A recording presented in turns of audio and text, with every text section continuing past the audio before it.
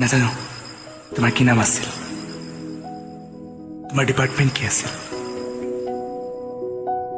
এই যে কলেজৰ বৃন্দাবনখন, তাতে বহি আছিলো, দেখিছিলো তোমাক, আৰু তোমাৰ সেই হাঁহিটো উফ, দেখাৰ লগে লগে বিজুলী পৰা নিচিনা একে ঠাইতে আছিলো। আৰু তাৰপিছত কি জানা,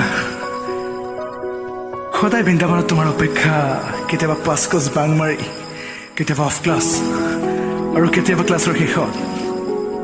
কিয় জানা, তোমাৰ যে সেই হাঁহিটো, আৰু হাঁহিলে টিপা মৰা সেই চকুজুৰি চাবৰ বৰ মন যায়। খং উঠে কেতিয়াবা, নাহিলে আজি।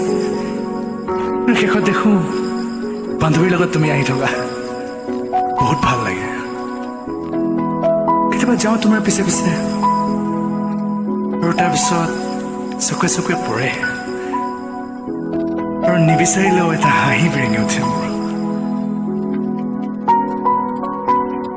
এজনে এদিন কৈছিল তোমাৰ নামটো, কিন্তু সিও নাজানে সেইটো হয় নে নহয়।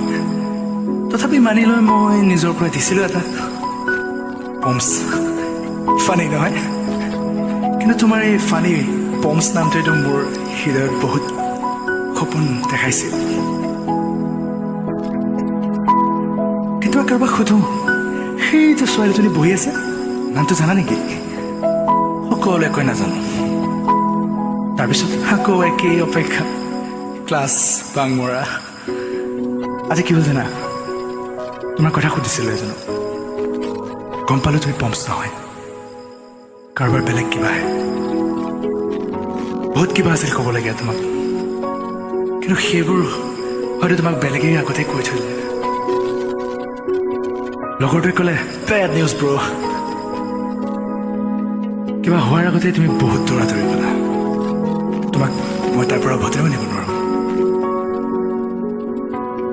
আৰু কবিতা, সেই দাদা কি হয় ময়ো নাজানো।